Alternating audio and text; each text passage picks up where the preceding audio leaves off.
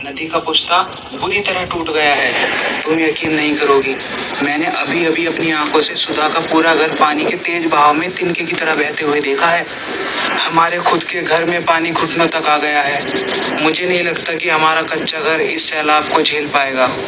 मीना, हमारा घर अब नहीं बचेगा। क्या? ये तुम क्या कह रहे हो? अब हमारा क्या होगा? इस भयानक काली रात में हम आसरा कहाँ ढूंढने जाएंगे? और बबलू बबलू वो तो अंदर गहरी नींद में सो रहा है। इतनी तेज बारिश और तूफान में इस छोटे से बच्चे को गोद में लेकर हम किस तरह भागेंगे? मुझे तो कुछ समझ ही नहीं आ रहा। बाकी गांव वाले क्या कर रहे हैं? हमारे पड़ोस वाले माधव काका का क्या हुआ? उनकी पत्नी तो वैसे ही इतने दिनों से बीमार चल रही थी ना। कोई भी नहीं रुका मीना, कोई भी नहीं। अरे माधव काका तो हालात को पहले ही भाप गए थे, इसलिए वो शाम ढलने से पहले ही अपनी बीमार पत्नी को लेकर यहाँ से निकल गए। पूरा गांव खाली हो चुका है। सबके सब अपनी जान बचाने के लिए भागकर ठाकुर साहब के पक्के और 2 मंजिला मकान में जाकर छिप गए हैं। हमें भी तुरंत वहीं चलना होगा मीना, इससे पहले कि पानी हमारे सर के ऊपर बहने लगे।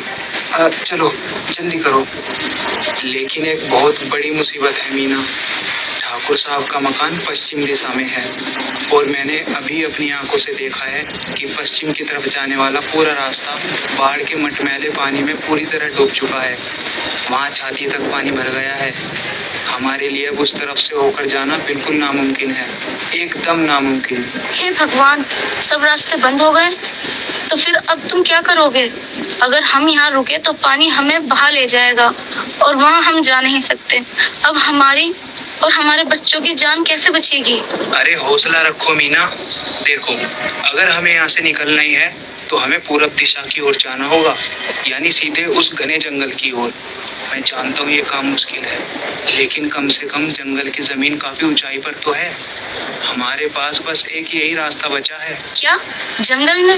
इस घनघोर अंधेरी और तूफानी रात में तुम हमें जंगल में ले जाने की बात कर रहे हो? क्या तुम सच में पागल